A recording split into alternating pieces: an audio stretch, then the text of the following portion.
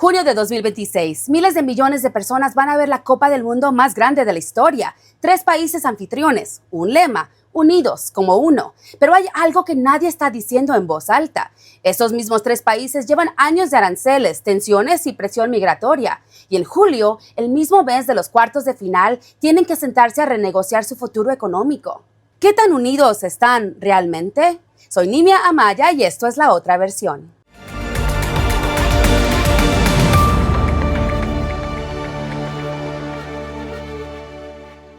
Junio de 2018, Moscú. El mundo del fútbol decide quién organiza el Mundial de 2026. 134 votos a favor. Estados Unidos, México y Canadá ganan la candidatura. Pero el fútbol era solo la mitad de la historia.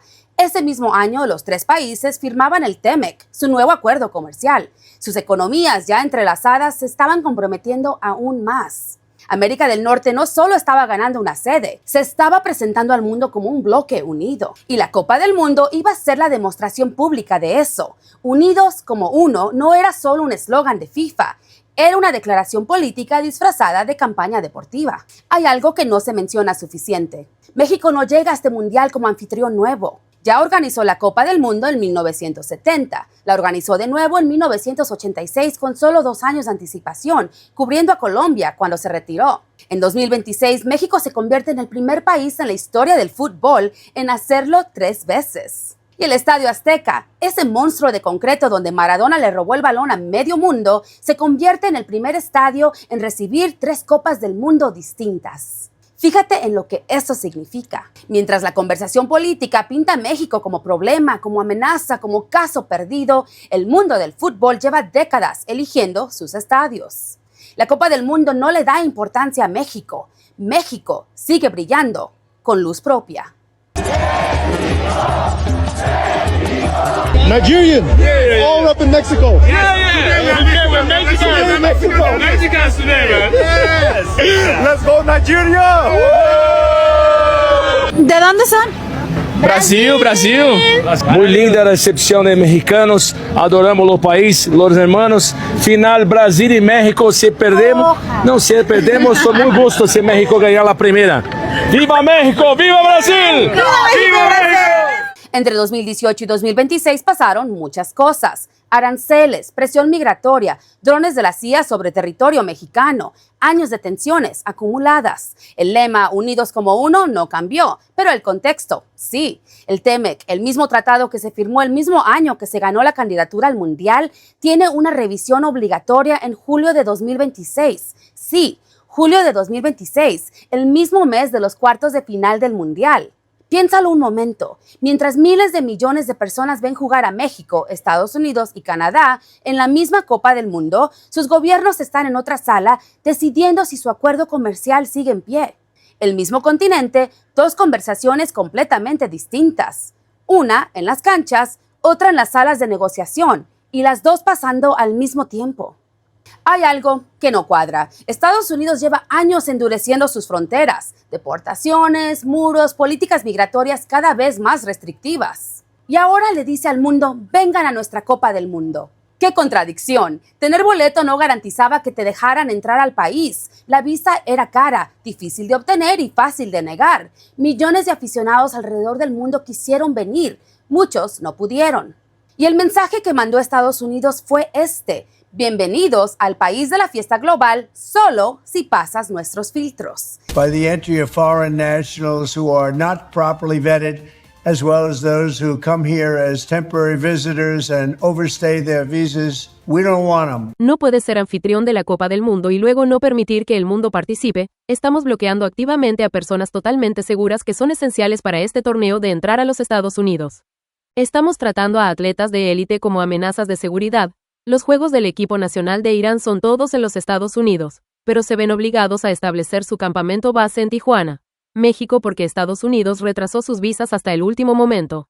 Además de eso, a 15 de su personal de apoyo se les negó completamente la entrada. Lo mismo está sucediendo con el equipo nacional de Irak. Jugadores estrella como Aman Hussein fueron retenidos en la aduana durante 7 horas. Además, a un gran número de su personal de apoyo se les negó la visa. eso no es hospitalidad. Es una contradicción que el mundo ya está notando. Si miráramos 4 años atrás, la Copa del Mundo no debería estar en Estados Unidos si así es como vamos a reaccionar. ¿Cuál sería tu mensaje para los jugadores y aficionados de Irán en esta Copa del Mundo? Primero que nada, espero que se diviertan, creo que se van a sorprender por el apoyo que verán en el estadio. Este evento está destinado a celebrar el deporte del fútbol. En ese contexto, creo que todos son bienvenidos a participar. Espero que, a pesar de las acciones de un gobierno, reciban ese mensaje de los aficionados. Creo que el estadounidense común quiere que se sientan bienvenidos y que pasen un buen rato. Y mientras tanto, México, el país que llevan años pintando como peligroso, ese país abrió sus estadios, sus calles y su cultura al mundo, sin filtros, sin muros, sin condiciones. México merece reconocimiento incluso antes de que se patee un balón en este mundial. La bienvenida que han dado a los países que participan y entrenan en México ha sido absolutamente ejemplar. Además de eso, tenemos 2 de los mejores estadios en el mundial de este verano y ambos están en México.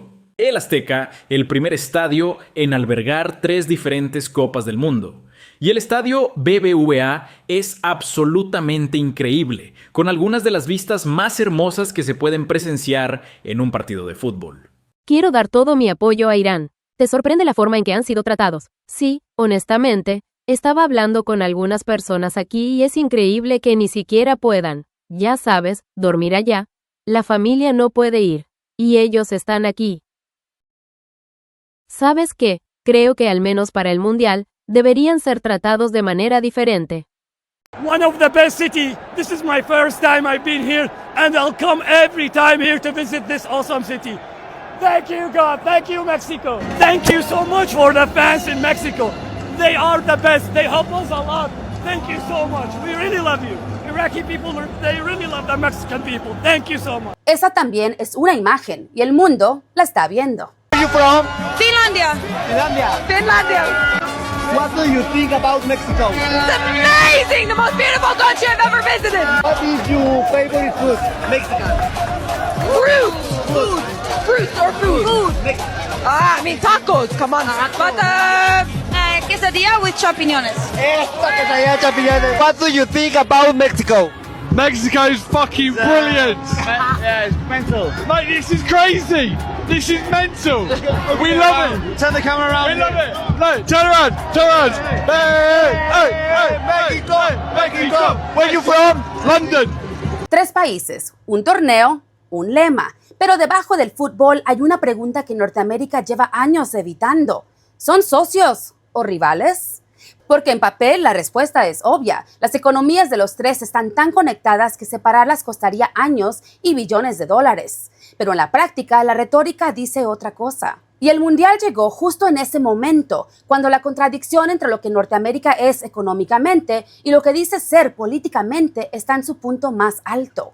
1 de julio de 2026. Esa es la fecha en que el TEMEC enfrenta su revisión obligatoria de 6 años. Los 3 países deben acordar extender el acuerdo, o este comenzará un lento proceso hacia su expiración en 2036. Cualquier país también puede retirarse con un aviso de 6 meses. Expires in about a year, and we'll either let it expire or we'll maybe work out another deal with Mexico and Canada. But Trump ha llamado al acuerdo irrelevante, su representante comercial ha dicho que todo está sobre la mesa, revisarlo, renegociarlo, salir de él. Incluso ha propuesto negociar por separado con Canadá y México, dividiendo el acuerdo en 2, sin el TEMEC. Los fabricantes estadounidenses que dependen de piezas de México y Canadá enfrentarían nuevos aranceles también.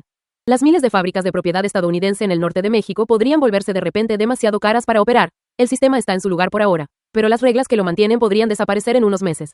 El fútbol no va a resolver eso, pero sí lo va a iluminar.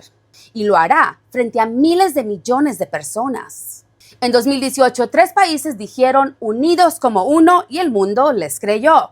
En 2026 tienen que demostrar si eso fue una visión o solo un eslogan. Y lo tienen que demostrar en un momento complicado.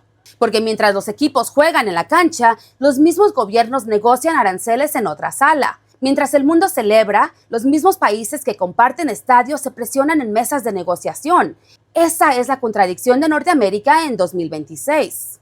No es solo fútbol y política pasando al mismo tiempo. Es el mismo continente intentando hacer 2 cosas a la vez. Un continente unido en la cancha, dividido fuera de ella. Y quizá esa sea la verdadera historia de este mundial. No la unidad de Norteamérica, sino su interdependencia. Porque aunque sus gobiernos discutan, aunque negocien aranceles y aunque sus intereses no siempre coincidan, la realidad es que siguen necesitando unos de otros. En 2026, el mundo no solo verá quién levanta la copa, también verá si tres países que cada vez piensan más diferente pueden seguir construyendo algo juntos. Y esa es una pregunta que Norteamérica tendrá que responder mucho después del silbatazo final. Esto fue La Otra Versión. Si llegaste hasta acá, suscríbete. Nos vemos en la próxima. Oppa Gangnam Style.